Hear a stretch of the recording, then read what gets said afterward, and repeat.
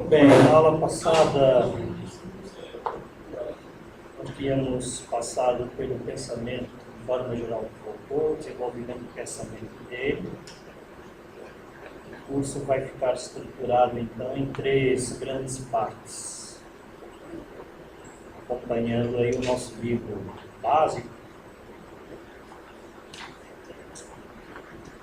Sugiro que vocês acompanhem também por aí à medida. Hoje, basicamente, eu vou falar sobre saber.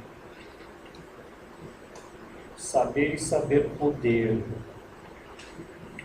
Na aula passada eu disse a vocês que saber não é igual a poder. O Foucault muitas vezes existe essa confusão das pessoas acharem que saber e poder do Foucault é a mesma coisa. Não é a mesma coisa. Saber, se fosse igual ao poder,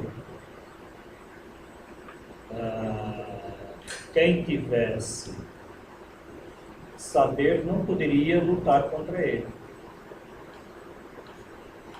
Se fosse a mesma coisa. O que ele diz é que todo poder se aproveita de algum saber e todo saber pode ser, em algum momento, um instrumento de poder. Não é a mesma coisa, não é sinônimo, mas é um parzinho. Um parzinho que anda sempre unido, principalmente a partir do século XIX. Ainda até o século XVII, no século XVIII, é um século de passagem, né? O Foucault chama passagem da época das soberanias para a época clássica. O século XIX, Foucault chama época clássica. Vocês podem ver isso no título que ele deu para o livro História da Sexualidade. E o História da Sexualidade, na verdade, o título completo é História da Sexualidade na época clássica. E ali eu estava estudando, me perdoe, o livro chama-se História da Loucura na época clássica. E ele refere-se basicamente ao século XIX, ele vai estudar os hospitais, os manicômios, as doenças mentais, como elas são tratadas no século XIX. Isso é só um exemplo para se eu falar agora, época clássica, entendam que é século XIX. Outra curiosidade também que eu vi aqui no Foucault esses dias, preparando a nossa aula de hoje, ele fala do Barroco, ele chama de Barroco o século XV, e depois chama de Renascimento ao século XVII. E depois, no século XIX, ele chama, então, de época clássica. E ele, raramente, ele fala de modernidade, ele usa a expressão modernidade. Talvez ele tivesse na cabeça dele que aquilo que a gente chamamos de modernidade é uma extensão das revoluções do século XVIII e das mudanças culturais, inclusive as práticas jurídicas que vão ser utilizadas pelos governos a partir do século XIX.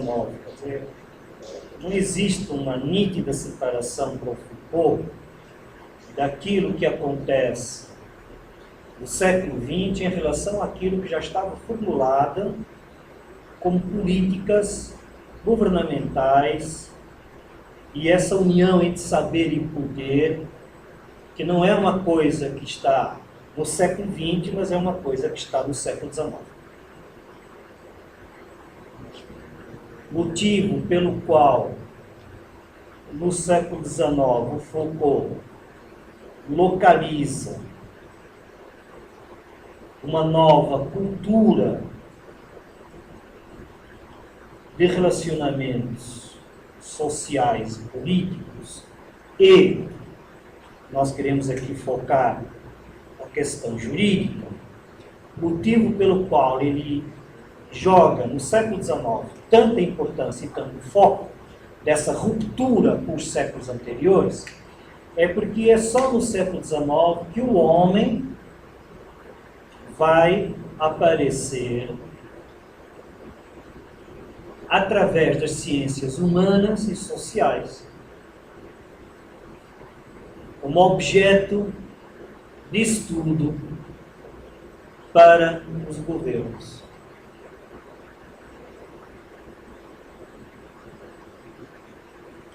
O século XIX é um século em que, vitoriosa a Revolução Liberal Burguesa,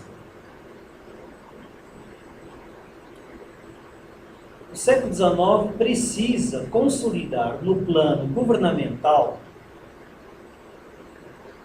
essa hegemonia da classe burguesa, do liberalismo burguês. E essa consolidação, eu diria que se faz com dois fundamentos.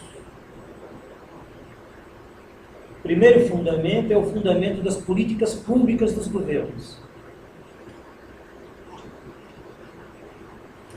E o segundo fundamento é o direito, é no âmbito jurídico.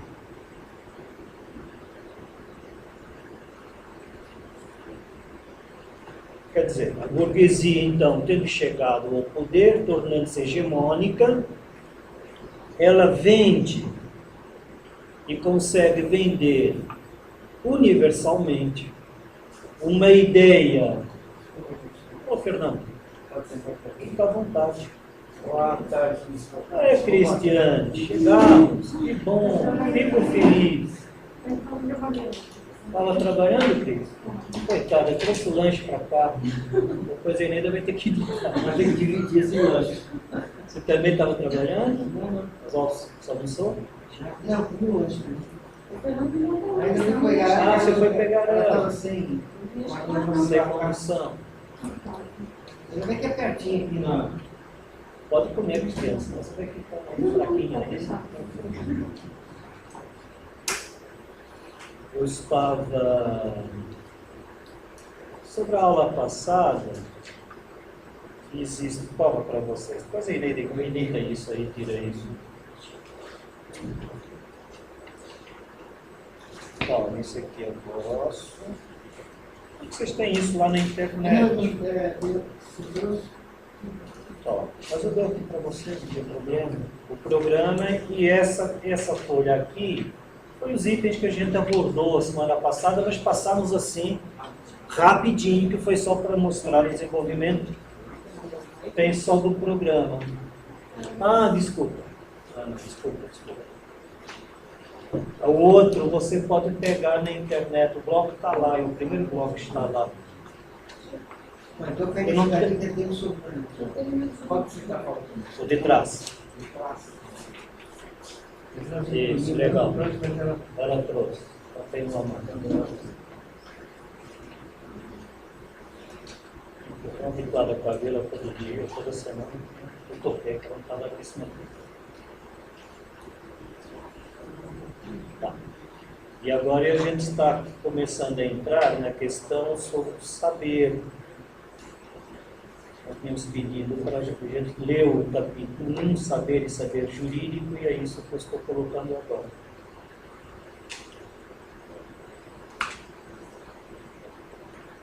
Então, eu estava dizendo que o século XIX é um marco na teoria do Foucault, porque é nesse século que o homem se torna objeto de estudo das ciências humanas e das ciências sociais.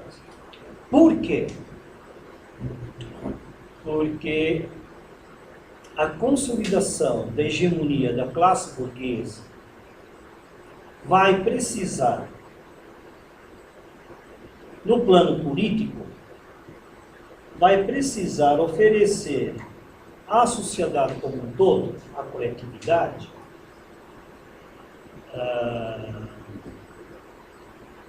uma prova de que aquele projeto que a burguesia vendeu para toda a sociedade, projeto liberal para o desenvolvimento técnico, científico, sobre a ordenação da burguesia, haveria de retirar as pessoas da extrema miséria.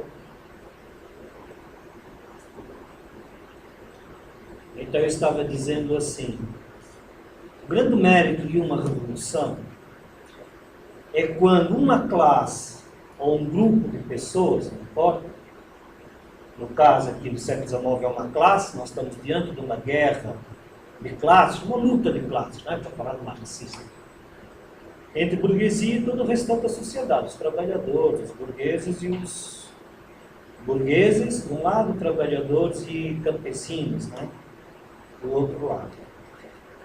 Qual é um dos ideais que a burguesia colocou para a sociedade para que ela aceitasse o seu projeto liberal burguês capitalista? A fraternidade. Ideário francês. Do qual até nossos dias, e acho que por isso faz sentido dizer que o Foucault não faz uma divisão nítida entre modernidade e o século XIX. Para ele, a modernidade começa no século XIX e ela continua até hoje. Por que ele não faz essa divisão? Porque nós ainda vivemos hoje com o ideário da Revolução Francesa, capturado pela classe burguesa, e que a partir do século XIX tem que se instrumentalizar de fato, ele tem que ser provado de fato, ele tem que ser comprovado. No item fraternidade, a melhor comprovação que nós podemos ter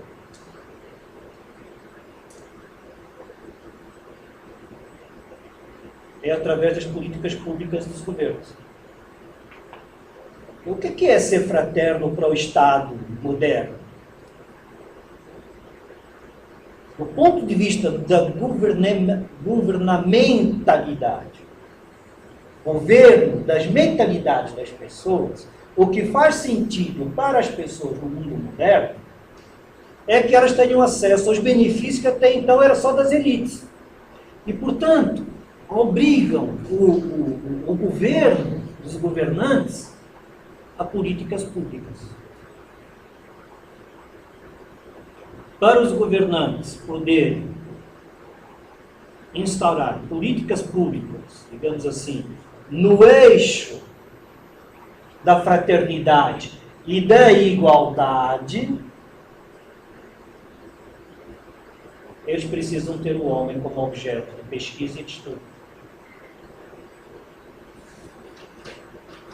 O homem entra no século XIX, pela primeira vez, como algo, e aqui eu posso dizer como uma coisa, com as suas particularidades e diferenças das demais coisas, mas como uma coisa que pode ser estudada, pesquisada, e a partir daí ser trabalhada cientificamente, leia-se técnico-burocraticamente, pelo governante.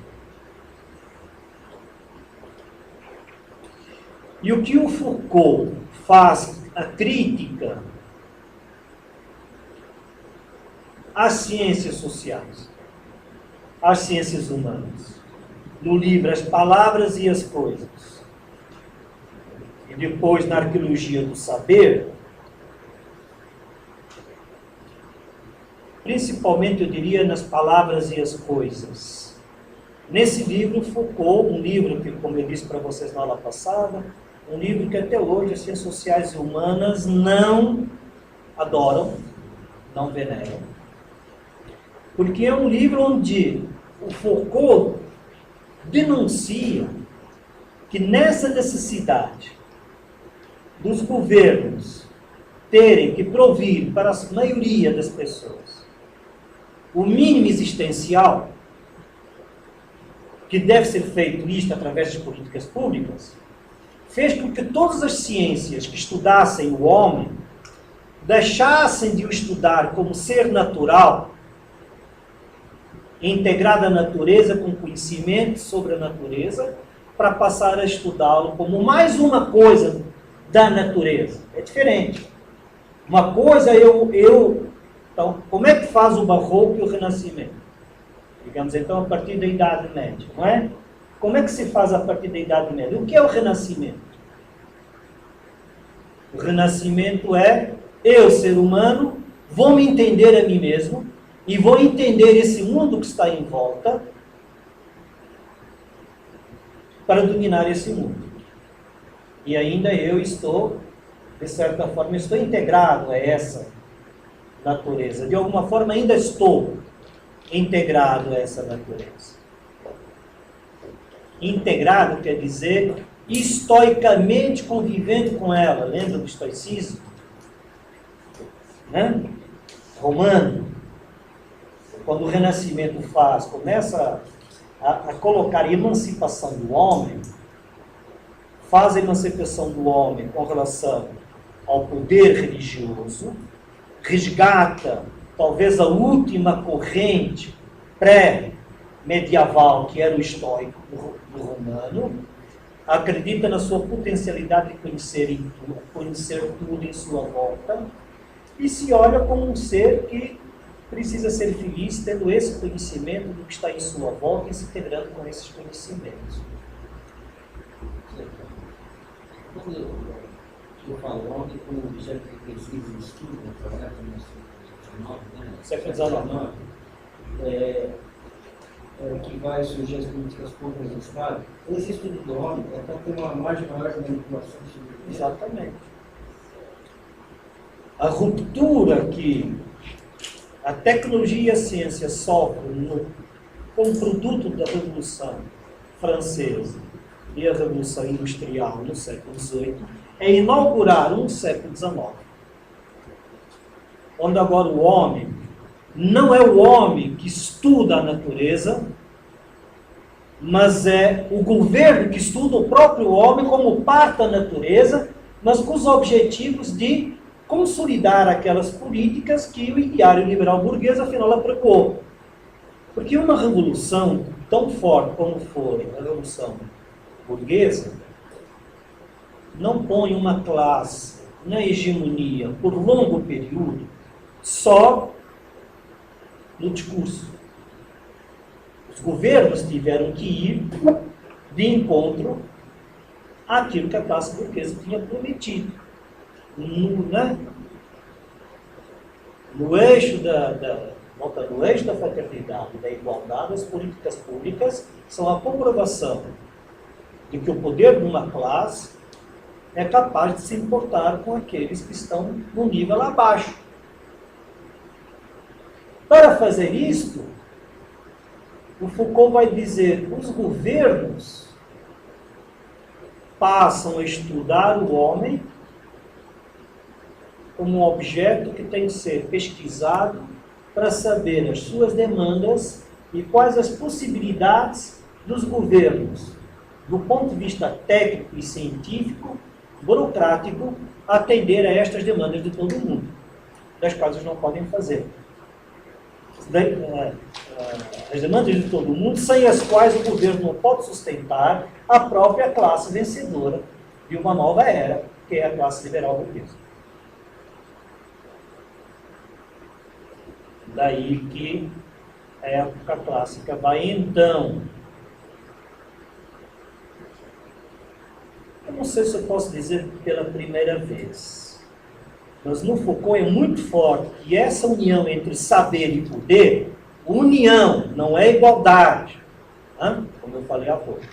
Mas eu escrevi aqui, essa confluência de saberes específicos, né?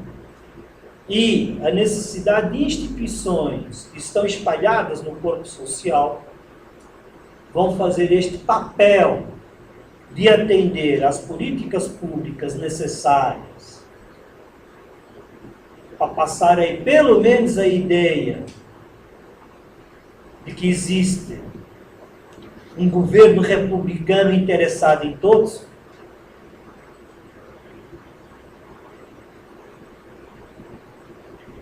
E eu aqui estou pensando que isso deriva para duas coisas que nós sabemos hoje com as suas consequências. A primeira é essa de que o ser humano está dominado por essas tecnologias e por essas burocracias, que são a forma real e concreta como o governo se coloca para nós. E a segunda coisa que me vem aqui à memória, que nós conhecemos já, é a reserva do possível que tem por trás a ideia do mínimo existencial. Porque, de repente, os governos percebem também que não são capazes, obviamente, de atender a tudo e a todos na mesma igualdade.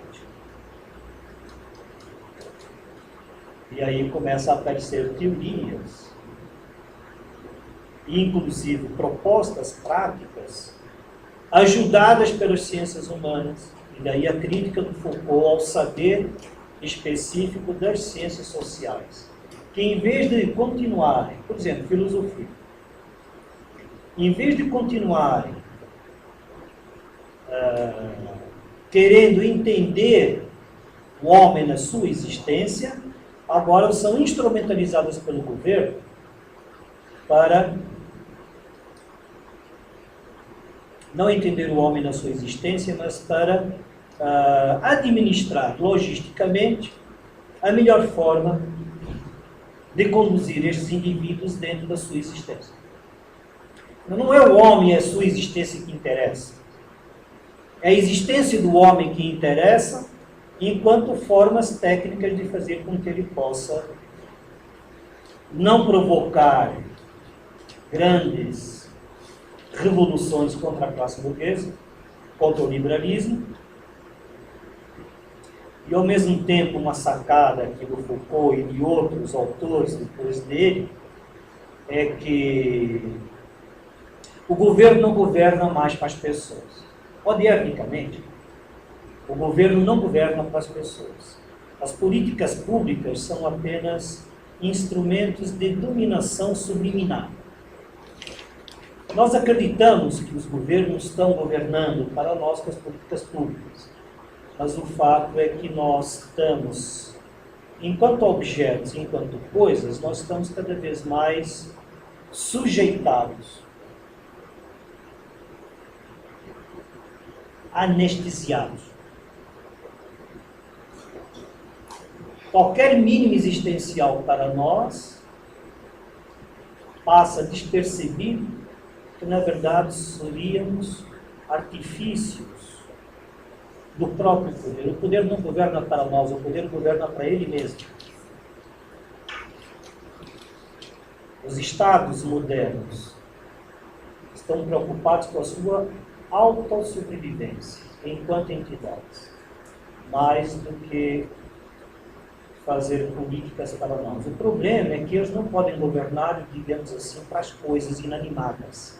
Eles precisam governar para pessoas. Então eles têm que dar um mínimo para mostrar que somos nós o objeto deles. Nós achamos que eles estão se importando conosco. Na verdade, eles estão se importando com a própria governabilidade dele e nos usa como um objeto, um instrumento. Isto só é possível com a contribuição de várias ciências. Mais do que a contribuição das ciências físicas naturais, agora, desde o século XIX, os governos precisam das ciências do conhecimento. Particularmente as ciências do conhecimento sobre o próprio homem.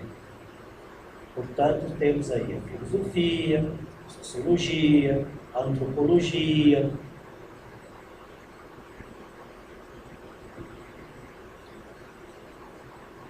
E eu acho que vocês entendem agora que nós acabamos de chegar ao que mais nos interessa aqui, talvez, que o direito também é uma ciência humana. Portanto, ela vai desempenhar o mesmíssimo papel.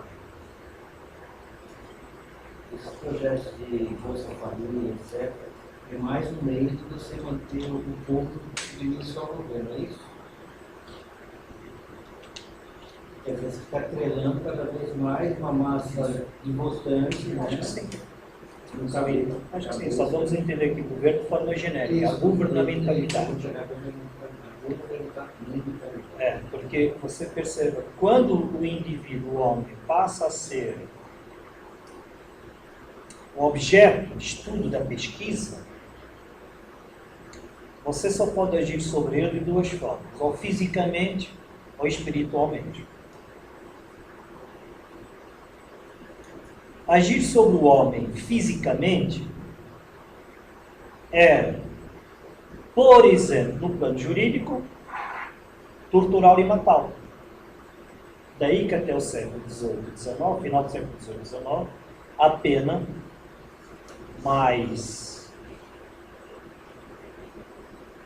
mais comum é todas aquelas, né, que podem dar o exemplo, à lá prevenção, em orgias públicas.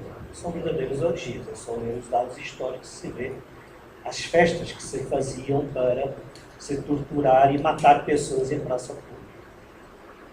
No Vigiar e Punir, no início, o Foucault vai mostrar que isso acaba a partir do século XIX com as instituições penais, ou com o conceito de confinamento. Um outro exemplo, com relação aos doentes mentais, chamados de doentes mentais, anormais, tudo isso entre aspas do Foucault. O Foucault não sabe bem o que é anormal, o que é doente mental, quer dizer, ele tem muitas reticências com isso, porque ele vê nisso aí ele vê nesses estereótipos desses indivíduos, ele vê uma forma, na verdade, também de separar aqueles que podem, de alguma forma, exatamente criticar este sistema, essa intervenção. Uma forma de manipular? Não seria uma forma de manipular a nós, os normais, tirando fora os anormais, dizendo, ó, vocês não vão ficar doentes desse jeito, não vão ser presos desse jeito, porque vocês seguem o que a gente está fazendo. Essas pessoas.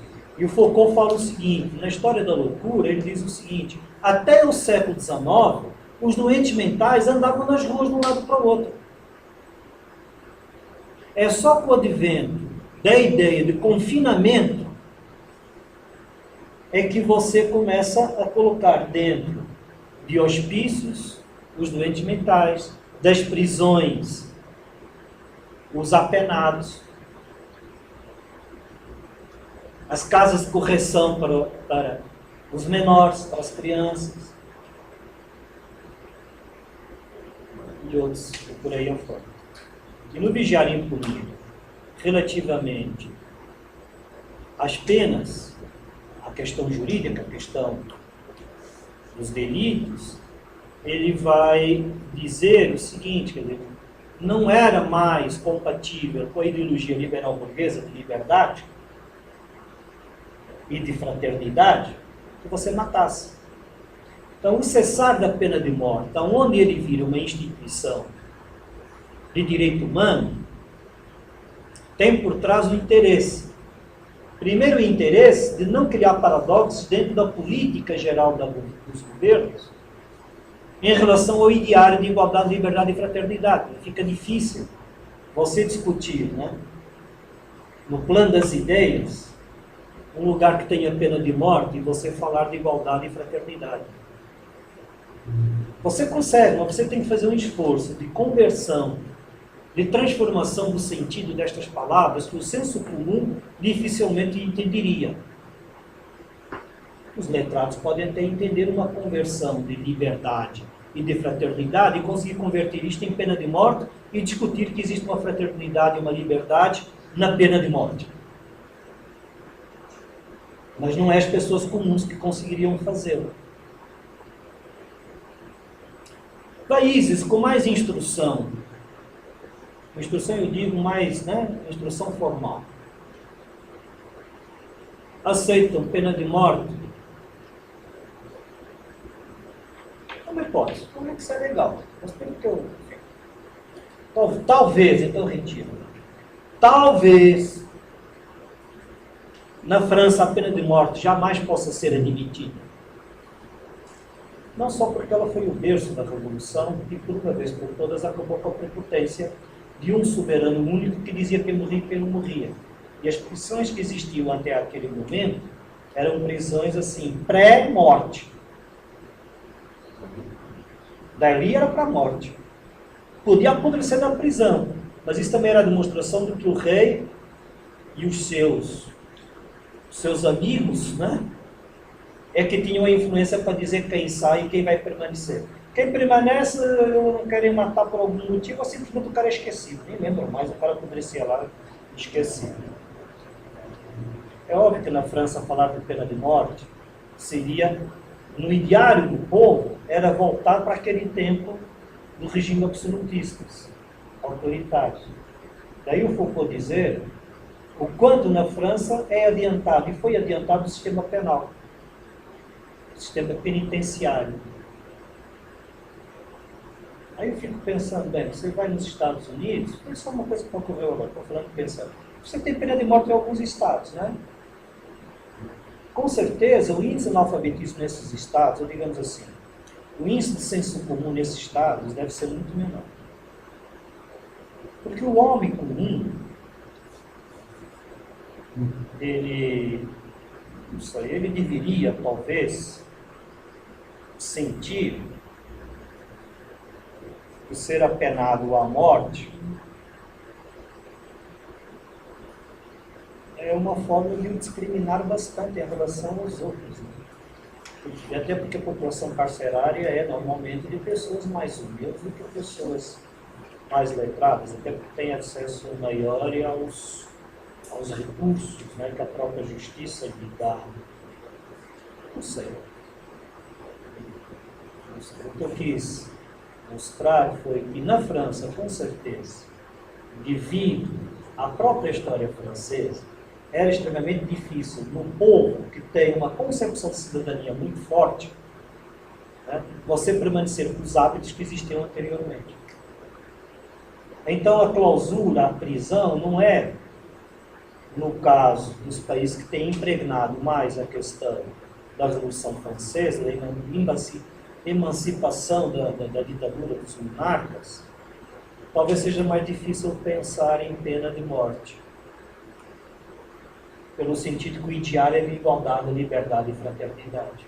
A pena de morte é um recurso, ainda que seja o último recurso, né, o último rádio, a última razão, mas de qualquer forma fere essa racionalidade. Ponto 2 que eu acho que ele fala lá no Vigiar, que ele fala no Vigiar e Punir, eu acho que tem pertinência, é rapidamente também a burguesia percebe que é bom ter um contingente de presos, até porque ela começa a fazer o discurso da ressociabilização. Eu sei que eu estou falando coisas que vai matar aqui algumas coisas que nós estamos habituados a defender, inclusive eu. Mas estou dando aula de Foucault. Pense na justiça restaurativa. Portanto, foco na ressociabilização, como está escrito, né, na nossa Constituição, como está na LEP. Ressociabilizar um apenado para onde? Para quê e para fazer o quê? Segundo o nosso senso comum, aquele que mantém o ideário da Revolução Francesa, ele tem que ter dignidade humana. Para o Foucault, isso é ideário burguês do iluminismo. Porque em nome disto, o governo exerce as suas políticas sobre aqueles indivíduos, com burocracias tremendas e com códigos processuais tremendos, e eu chamo tanto a atenção como o código de processo é tão mais importante, tão ou mais importante do que os códigos do direito material, porque é uma parafernália de instrumentos e de burocracias que vai nos lugares onde isto é exercido, e não é no Planalto, né? É nos juízes que são penal, agora parece que é mais no diretor da penitenciária. Percebendo? Quer dizer, o saber específico desse processo está lá nos capilares, nos detalhes. É este saber que o Foucault está chamando a atenção, que está ligado ao poder destas pessoas naqueles lugares. Por que uma plataforma, um ideário burguês liberal aceita isto assim e mantém isto assim? Porque precisa vender para o senso comum de que está fazendo tudo para apenar, mas ressociabilizar. Do ponto de vista da economia burguesa, não existe nada mais barato e mais aproveitável do que aquele que foi preso.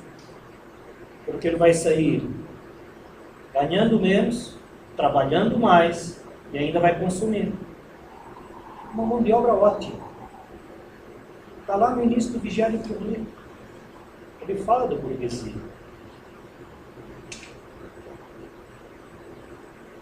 E, por outro lado, parte, tem lógica, tem coerência com a ideia da fraternidade, da liberdade.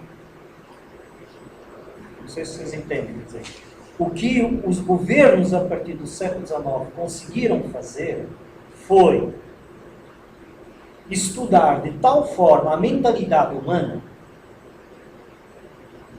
adaptar isso às como estratégias que não derrubem o discurso da universalidade de direitos para todos, proposta do liberalismo burguês, e, em nome dessa universalidade, tratar todo mundo numa logística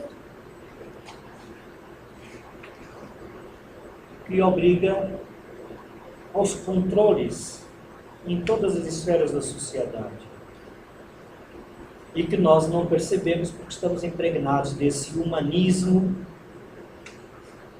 iluminista, e que todos somos iguais, que todos temos que ter oportunidades, todos temos que ter isto, aquilo e aquilo outro. Chocante ou não, isto o Foucault também leu no Nietzsche. O Nietzsche também tem a mesma preocupação quando ele diz que se o indivíduo precisa ser indivíduo por ele só, o tal do cuidar de si mesmo, a construção do seu saber para si antes de mais nada, é impossível fazer debaixo de uma autoridade, de um poder que universaliza direitos.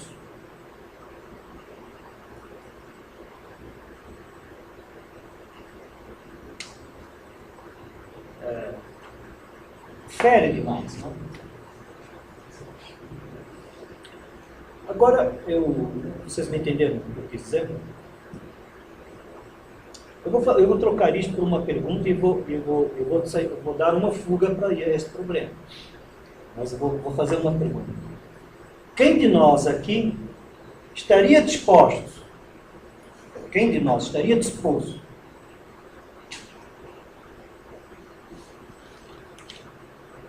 a eliminar o conceito de liberdade para poder ter absoluta autonomia em construir-se a si mesmo como uma coisa única? Eliminar o conceito de liberdade para poder se constituir a si mesmo como uma coisa, com plena autonomia e liberdade para se tornar uma coisa única. Quem de nós jogaria fora os direitos? Eu estou perguntando o seguinte: quem de nós refutaria a Declaração Universal dos Direitos Humanos em troca de saber que essa é a única possibilidade que eu realmente posso construir comigo e para mim mesmo aquilo que eu desejo ser e aquilo que eu posso ser? A colocação kantiana da ética, veja que eu não estou nem falando da ética moral, desculpa, não estou nem falando da ética, de uma ética pautada pela moral religiosa, porque essa vai cair no dogmatismo e é praticamente impossível ser discutido. Mas no âmbito da moral laica, na ideia do Kant de que não faço ao outro para não dar oportunidade para o outro, o faça comigo, já é um empecilho para eu ser eu mesmo. Em última análise, não existe liberdade. O momento da grande liberdade talvez seja um momento de escolha. Mas se naquele momento de escolha você pode fazer uma escolha que vai ser cerceada, que vai ser repudiada, que vai ser punida, não adianta, né? Provavelmente nós não vamos fazer essa escolha. É isso que eu estou chamando a atenção. O momento da liberdade é na escolha. Mas quem de nós faria uma escolha que passaria por cima de igual direito do outro? E se você não consegue passar por cima do igual direito do outro, é impossível você exercitar plenamente a tua vontade de poder. Porque você não tem o poder sequer sobre ti mesmo. Você está sempre numa relação com os outros. Atenção com as minhas palavras. Eu estou dizendo que eu concordo com isso. Estou dizendo das consequências individualistas e até anárquicas que vão surgir da ideia. Porque o que está aqui em jogo, vocês me entenderam até aqui? Só deixei a pergunta, como se não respondeu. Também posso fazer a pergunta ao contrário. Nós estamos dispostos a abrir um direito consagrado nosso, como a gente fala no jurídico, que é? Ou seja, direito adquirido. Eu posso, quem de nós está disposto a abrir mão de um direito adquirido, por exemplo, quando foi o caso da Gradiente, que estava mandando todos os funcionários embora porque estava inadimplente. Não sei que eu estou sendo simplista, alguém vai me dizer, tem que olhar para trás porque ela roubou tanto, aquelas coisas e tal. Tá, o fato é que neste momento eu tenho 800 funcionários numa empresa. Comprei um aparelho que não funciona e a empresa diz que não tem peça de reposição. Quanto mais você entrar na justiça e mais exigir as indenizações, mais a empresa manda embora. E foi isso que ela fez, até ser comprada. Estou perguntando, você abriria mão do seu direito para evitar desemprego desta empresa?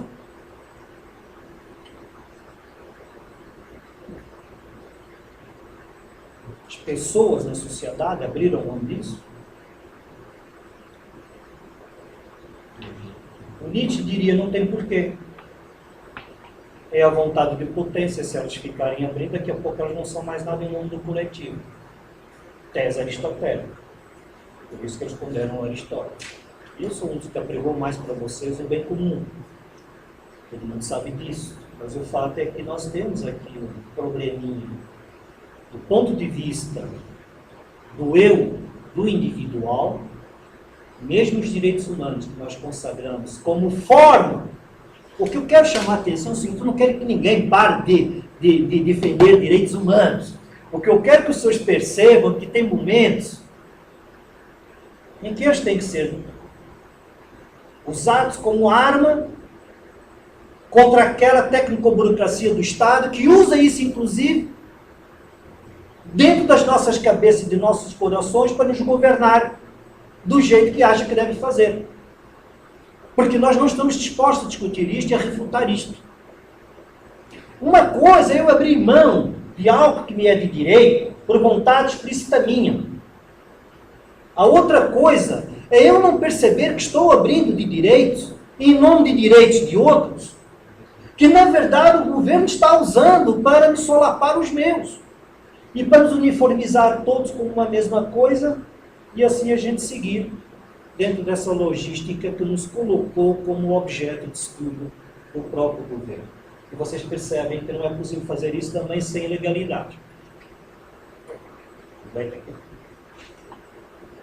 Estou dizendo que é certo, que é errado. Estou colocando coisas que vêm aqui. Eu já vou ler algumas coisas, vocês vão ver que não sou eu que estou dizendo, estão aqui. Aqui. Disse eu a vocês que para que o projeto burguês se consolidasse a partir do século XIX, então precisávamos dessas políticas públicas. A segunda que vocês perceberam é que nós precisamos, os governos precisam de um outro alicerce. Eu falei que tinha 2 fundamentos. As políticas públicas como forma na prática de parecer que está atendendo a todos nós, o manuseio que fazem do mínimo existencial, A diferença é que depois, como não dá para fazer para todos, criam as reservas do possível, atendem politicamente ao que lhes interessa, que o governo governa para ele mesmo. Então pinta a marginal toda hora, não é? Mas nunca tem dinheiro para fazer uma escola ou outra. Ah, porque se eu fizer uma, todo mundo vai reclamar. Mas se você fizer uma hoje, amanhã outra, do mesmo jeito que você pinta hoje, amanhã você limpa buraco, amanhã só na marginal, você teria, pelo menos no final do mandato, você teria mais umas 100 escolas. Não estou dizendo para deixar de lado. Quer exemplo jurídico que eu tenho dado esses dias? Não tem dotação mais. O Alckmin tentou tirar... Ixi, não pode falar assim, não, no governo, mas... Não, você edita isso, pelo amor de Deus, senão eu estou ferrado. Não vai editar. Então, aqui pode. O fato é que eles tiraram do governo, da dotação, do orçamento do Estado, eles tiraram a dotação para a Defensoria Pública do Estado. A Assembleia está discutindo se tira ou não tira. A Assembleia tem que discutir, como o governo de São Paulo tem maioria na Assembleia do Estado, ele faz o que ele quer. Recebi essa notícia de uma aluna que trabalhou lá. Mas isso a gente não percebe, porque não está nos nossos... Quando a gente passa de carro, não dá para passar de carro na Defensoria Pública. Né? Nós não estamos lá nos tribunais vendo que quem está indo no lugar do defensor é estagiário. Nós não estamos lá. A gente percebe isso quando a gente precisa. Isso. Aí, quando a gente está no lugar do outro, aí você percebe. Aquele outro que a gente passa a vida inteira ignorando. Exatamente. E a gente passa ignorando porque estamos muito bem dentro daquelas dentro políticas. do nosso mínimo existencial. Isso. E achamos que o mundo é isso. Ponto 2. Eu preciso de direito para isso. Primeiro, óbvio, isso. Veja, não só o direito, digamos assim, formal, contando aí o direito substancial e o direito processual, não só os códigos todos, as leis, etc., mas mesmo coisas que não deveriam estar negociadas, que é os direitos humanos.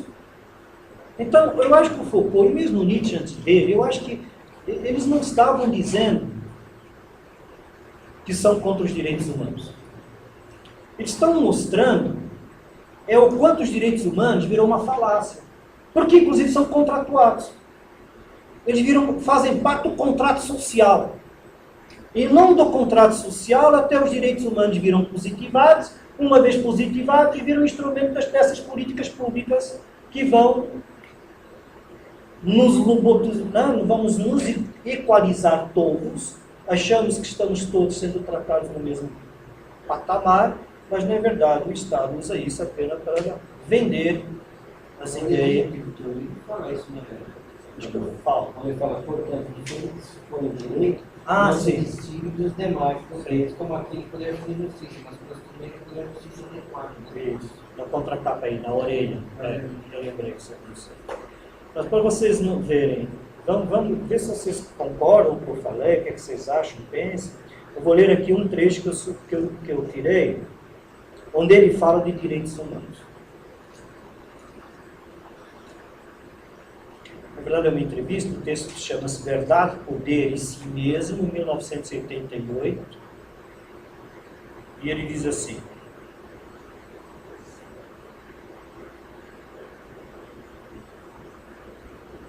tem uma pergunta, acho que ele vai ler a pergunta. A pergunta do entrevistador é assim: o senhor conclui vigiar e punir, dizendo, no final do vigiar e punir, está escrito assim: interrompo aqui esse livro, que deve servir de pano de fundo histórico para diversos estudos sobre o poder de normalização e a formação do saber na sociedade moderna. Aí ele continua a pergunta dele: que relação o senhor vê entre a normalização e a ideia de que o homem está no centro do saber? Cuidado que normalização não é normatização, né? Ele está falando do normal. Então, veja que até a normalidade ela é uma extensão do saber. Por isso que o saber do Foucault é saber poder, porque como é que um saber pode dizer o que é normal e o que não é normal? Só se tiver poder. E como é que o poder pode dizer que aquilo é normal? Porque tem saber. A sacada do Foucault é que este saber-poder não está somente no central. Porque em cada atividade humana da sociedade moderna, a complexidade levou a conhecimentos específicos, a tecnologias e mecanismos que têm de ser e que são trabalhados especificamente pelas pessoas que ali exercem. Em outras palavras, profissionais do direito, só dá para mudar o direito dentro do direito mesmo. E o profissional do direito que não tiver cuidado, vai fazer do direito uma máquina, vai continuar usando e labutando dentro de um direito que, na verdade, é mais um mecanismo e mais uma máquina que facilmente passa para todos como justiça e, portanto, emprega dentro de si a ideia de igualdade, fraternidade, mas, na verdade, é apenas mais um mecanismo que lá, e neste caso nem muito longe está do poder central, né? Basta ver a briga que tem entre a divisão dos poderes. Voltando aos direitos do homem, o Foucault fala. Ele responde assim: através dessas diferentes práticas, psicológicas, médicas, penitenciárias, educativas, até a educação virou. Essa aqui é a tese do Michel Bourdieu, do Pierre Bourdieu. Até a educação é um mecanismo para nos qualificar a todos como parte de um projeto maravilhoso de igualdade, fraternidade e liberdade. Mas se não tomarmos as devidas atenções, vamos ser usados para reproduzir aquilo que desde o século XIX se chama biopolítica. Eu uso o meu estudante, eu uso o meu aluno, eu uso o pesquisador, dando a entender que estou construindo, né, coisas efetivamente diferentes e capazes de eles se autoconstituir como um ser com todas as suas potencialidades, mas na verdade ele está sendo domesticado para continuar reproduzindo essa necessidade biotécnica que os governos modernos têm de fazer. Professor, dentro dessa política, né, a gente pode notar que o governo hoje ele dá uma ênfase, ele dá uma super hipervalorização ao ensino técnico. Ao invés, como o senhor disse antes, abrir aqui ou ali uma universidade pública. Porque é muito mais fácil você conduzir, ao invés de usar manipular, que eu acho forte demais. O nível da abrangência é muito grande. Conduzir o técnico ao lugar do saber específico. Por isso que às vezes eu me pergunto, nas universidades, digamos assim, quem é que está efetivamente preocupado que afinal ali é um lugar para fazer algo diferente, como você está falando? Por isso que eu escrevi aquele artigo sobre educação sentimental e educação por Bíblia. Porque a sociedade toda, e não é só o problema das escolas, toda a sociedade, ele quer saber quando é que o filho vai se formar, quanto vai ganhar, se vai ter emprego, né? Sintomático dessa reflexão é que as universidades não têm mais cursos, pouquíssimas universidades têm cursos de humanidades. Se quiser fazer um curso em sociais, onde você faz hoje em São Paulo? São Paulo. Onde você faz hoje? No estado? Sim, tem 3 lugares que eu conheço aqui em São Paulo. 3, de todas. A USP, a Escola de Sociologia Política e a PUC, que eu acho que ainda tem, mas eu acho que a PUC vai acabar logo, do jeito que a PIBSS está trabalhando. Com a PUC isso não rende absolutamente nada, porque as salas lá nunca vão ter mais de 20 pessoas. Uma sala de gestão lá hoje tem tantas... Né? Tem 80. Quem é que vai sustentar? Uma sala de filosofia da USP hoje inicial tem 30 alunos. Quando está no meio do curso tem 10. Aí eles compensam de outra forma. Quando você entra para fazer pesquisa, 99% do dinheiro das pesquisas vai para os cursos de empregabilidade e de sustentação de empresa. 10% vai para os cursos de humanidades. Como é que é o nome da antiga que o senhor falou? Educação? Educação sentimental, não educação para o PIB. Não educação, desculpa. Não educação para o PIB, no sentido de dinheiro.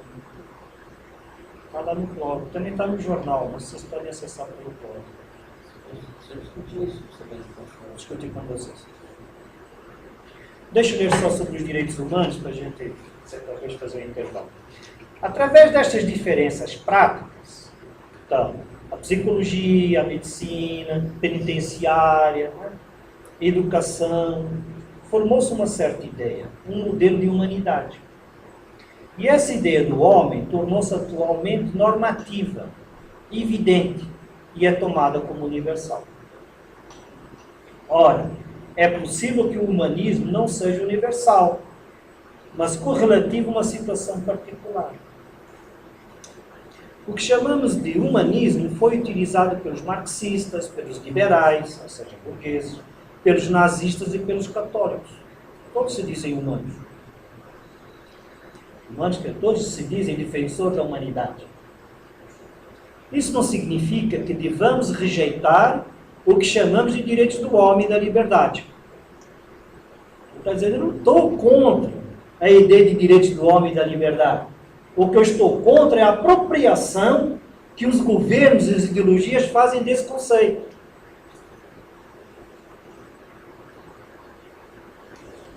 Isso não significa, vou reler, isso não significa que devamos rejeitar o que chamamos de direitos do homem e de liberdade, mas implica a impossibilidade de dizer que a liberdade ou os direitos do homem devem estar circunscritos dentro de certas fronteiras. Ou seja, os direitos do homem não podem estar confinados dentro das normas, das leis, de um direito dogmático, né? Porque senão o tecnicismo dessas disciplinas vai especializar este conceito de direito humano e este conceito de liberdade. Se, por exemplo, o senhor tivesse, aí eu dou um exemplo para quem pergunta, se, por exemplo, o senhor tivesse perguntado há 80 anos, ou seja, no começo do século XX, se a virtude feminina fazia parte do humanismo universal, todo mundo teria respondido que sim. Teriam dito que sim. Mas no começo do século a virtude feminina era apreciada. Ele fez uma metáfora, deixou e parou aqui, não continua. Eu ainda fui aqui olhar para ele, ele continua. Então. Mas então, a metáfora é o seguinte: no início do século XX, se você perguntasse a qualquer pessoa se a mulher deve ser respeitada, portanto, direitos humanos, todo mundo diria que sim. A pergunta é, na prática ela era? Não. Senão não teria exploração dos portantes. Portanto, o que está dizendo é o seguinte: todo mundo fala de humanismo como verdade formal, mas como verdade real, o humanismo é sempre muito bem usado por todos que querem fazer um discurso bonitinho para todos. Então ele está dizendo, ele não é contra o humanismo, mas ele é contra a manipulação maniqueísta. Inclusive tem aqui um pedaço que ele fala de maniqueísmo, em algum lugar eu li ontem. Esse maniqueísmo, né? Esse maquiavelismo no sentido ruim, né? Porque uma coisa é negociar, né? Quando a gente vê um Maquiavel, né? Uma coisa é nós negociarmos transparentemente. Essa semana um aluno me perguntou Como é que foi? Ah, sim, sobre a questão das igrejas e tal, enfiado na política. Se isso era ruim, eu falei, não é ruim nem bom. A única coisa que precisa ser é transparente. Porque a negociação dentro da democracia ela é natural, ela tem que existir, senão não é uma democracia. O que se combate na intromissão retrógrada, eu vou falar que é retrógrada, porque quem teve história do direito sabe que é retrógrada. O direito é o que é hoje porque nós lutamos contra essa intromissão. E somos um país, por exemplo, no caso do Brasil, laico, do ponto de vista da Constituição, exatamente porque cada um tem a sua religião. Não pode levar a religião para dentro do tribunal. Porque aí eu vou precisar de um fórum de eruditos religiosos para poder decidir quem é que tem verdade, porque religião é uma coisa quase que... Mas não é só por isso, né, professor? Essa adotação do laico é mais uma proteção para o governo, onde eu respeito o seu direito de você ter a sua liberdade e você segue os meus padrões. Os meus padrões de religiosidade. Porque o governo também, ele manipula as pessoas. Sim, mas nesse caso está bom. Eu não sei, está dentro do que a gente acabou de falar, né? Mas nesse caso eu estava me referindo à religião mesmo, igrejas. Sim, mas ele faz isso. Ele te dá a liberdade total de você ter quantas religiões você quiser seguir. Qualquer religião. Sim, mas na hora de julgar isso não é levado em consideração. Mas ele vai dizer, é extremamente católico, o negócio, consegue fazer essa distinção na hora de uma... Na verdade real? É. Talvez não. Mas está na Constituição, mas está como Estado laico. Se não faz, se não conseguir fazer, só vai ter que fazer de forma implícita. De forma explícita não pode fazer. Agora, valores religiosos ou qualquer outro tipo de valor está dentro das pessoas, é impossível tirar de lá. Existem valores dentro das pessoas infinitamente piores que os valores religiosos. E existem valores religiosos infinitamente piores que valores laicos. Isso nós nunca vamos conseguir. Agora, só terminar o que o aluno perguntou. Mas deixa eu terminar aí. O que eu queria dizer é o seguinte, eu não estou nem contra isso. Quer dizer, eu não estou aqui fazendo um discurso contra isso. Eu estou aqui dizendo que o mínimo que se pode exigir é que seja transparente. Então, o que fere é que não é transparente. Seja que igreja for. Seja que a igreja for. Essa aqui é a questão. Por exemplo, vou dar um exemplo aqui. Os ruralistas dentro do Congresso. Eles constituem um grupo com muito poder dentro do Congresso. Bem, todo mundo sabe que eles estão lá. Todo mundo sabe quem eles são. É, inclusive, formaram um partido chamado Partido Ruralista. Eu sei quem é o meu inimigo. Posso dialogar. O Maquiavel diria, não tem como. Vai à luta com os caras. O enfrentamento faz parte. Agora, eu ter um inimigo que eu não sei quem é,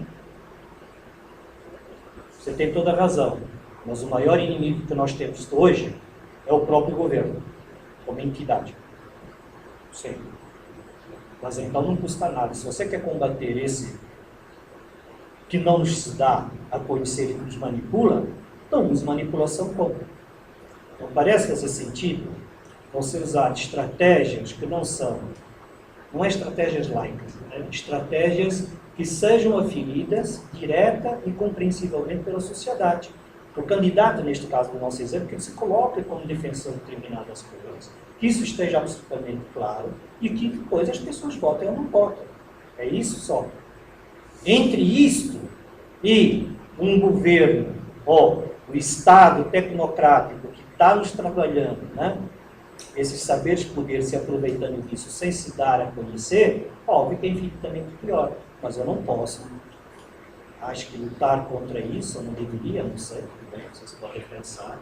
Porque eu disse há pouco, a única forma da gente combater esta falta de sermos nós mesmos por esses mecanismos, essas maquinárias todas, que nos coloca todos no mesmo patamar, né? Não é de cidadãos, não sei nem bem discutir isso politicamente, mas de indivíduos que não têm individualidade alguma, que são manipulados pela biopolítica. Eu preciso combater isso. O regime democrático se espera que se combata isso democraticamente. Implica, sim, controvérsia, mas também transparência. Então, não estava advogando ser contra. Do ponto de vista histórico, eu sei que eu falei que é um retrocesso. Eu, pessoalmente, acho que é um retrocesso, sim. Eu acho que é um retrocesso. Pessoalmente, eu acho que é um retrocesso. Mas isso é muito pessoal meu.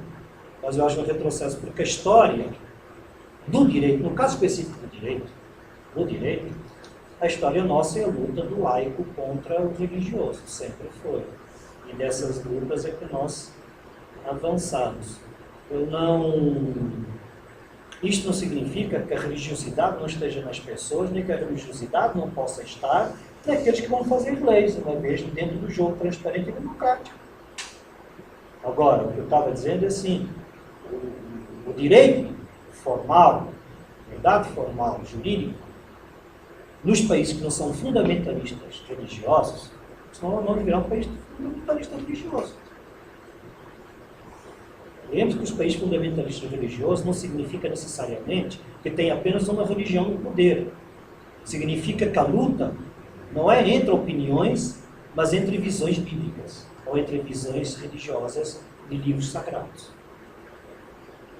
Já falei Bíblia, acho que nem é o caso. Né? Tem algum país fundamentalista religioso cuja base seja a Bíblia? Israel, pelo menos parte dela. Porque a ignorância é minha mesmo, eu não sei. Israel, mas tirando Israel, que é só o Velho Testamento, porque os outros só seguiram o Corão. por isso.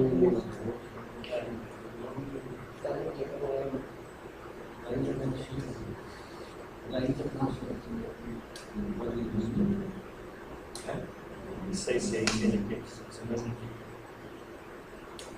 Não, devem ter outros, mas o mais conhecido... Esses dias eu disse, vocês sabem, já que nós estamos falando isso, qual foi o evento da sociedade ocidental, portanto, que pelo menos nos dá tanta dificuldade encontrarmos um país fundamentalista religioso, né, cristão. Por que não existem? Porque não temos praticamente nenhum, nem Israel não pode ser comparado. Mas teve um evento que eu acho que é fundamental para entender porque não temos países cristãos fundamentalistas religiosos. Um bom fundamentalismo cristão. Cristão não temos, Israel não é o caso. Se eu fechar mais cristão, nós não temos. No aspecto cristão, não, mas não. O muçulmano que se diz cristão, sim. Muçulmano se diz o árabe, que é cristão, não é muçulmano. Mas tem um evento. O grande evento foi o mercantilismo.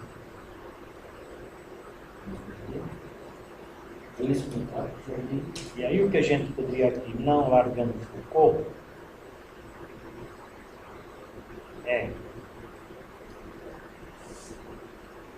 eu acho que um pouco o que o Foucault também está mostrando, é verdade, saímos do dogmatismo da religião e caímos no dogmatismo de governos disfarçados. A crença pelo técnico-cientificismo é tão perigosa quanto a crença em qualquer religião. Ele vira um fanatismo. E ainda tem uma questão, é disfarçado. Né? O fanatismo também não bate muito com uma revolução liberal, não é verdade? Como é que você pode falar de liberalismo e de fanatismo ao mesmo tempo? Depois do mercantilismo do século XVI, que nós estamos ligados, né, como historicamente a esse fenômeno, né, no Brasil, esse mercantilismo ele impediu, acho que de uma vez por todas, qualquer possibilidade das religiões cristãs na Europa. A partir daí se estenderam para o Ocidente de qualquer governo fundamentalista cristão. Mas isso não significa que é bom. Né? Acho que é isso um pouco que a Cleusa quer dizer. Né?